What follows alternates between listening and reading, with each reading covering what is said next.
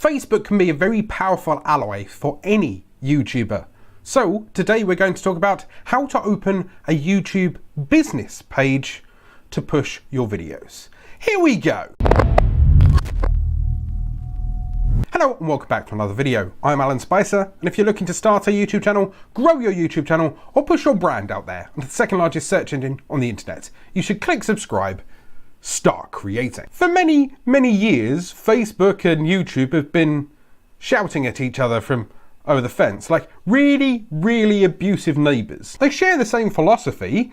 They both want to unite people across social media platforms, but they have different ways of looking at it, and they never refer to each other. But if you do it properly, you can build up a fan base or a following on Facebook and YouTube using the same content, just via a business page. Now I say business page, but this could be a business or professional profile page, and I'm going to step you through it now. So no doubt you've seen many a page, whether it's a brand or whether it's a business. This is my HD1 web design.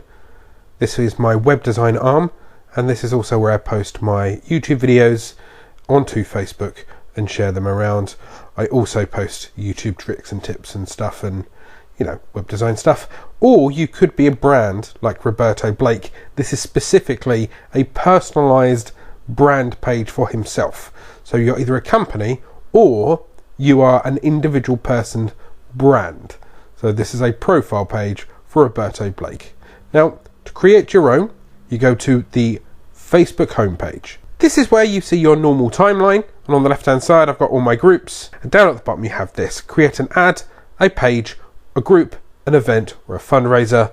You would obviously click page. You now have a choice between a business or brand or a community or public figure. So once again, that's the difference between HD1 web design or a Roberto Blake individual page itself. So in this case, let's say we're going to make a public figure, maybe even a page for myself. So you name the page and you choose a category. You then click continue, and Facebook rather helpfully guide you through each part of the next process. So you can upload a profile picture, you upload your cover photo, that's the large one at the top of your page, just like you would have a normal profile page, and it will then load into your page. Now this is a bog standard page. It will automatically assign you some kind of URL, but you can also choose to pick a username underneath your avatar here. This will then become your hopeful permanent URL, something along the lines of facebook.com/Alan Spicer YouTube, for example. Now, this normal page is where you get your chance to kind of fill in who you are and what you do. Obviously, it will start publishing to your timeline what you've done, including your own wonderful pictures. But the best way to get started is to invite people to your page for you to start pumping out content.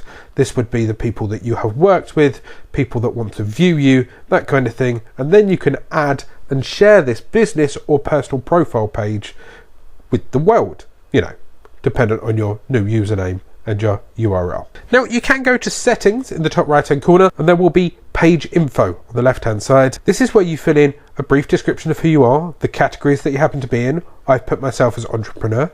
You'd place a contact phone number, a web address, an email address, any personal interests, any address should you want to declare one, the hours that you're wishing to open as a business or a brand, and any other accounts that are connected, products, services, awards, that kind of thing.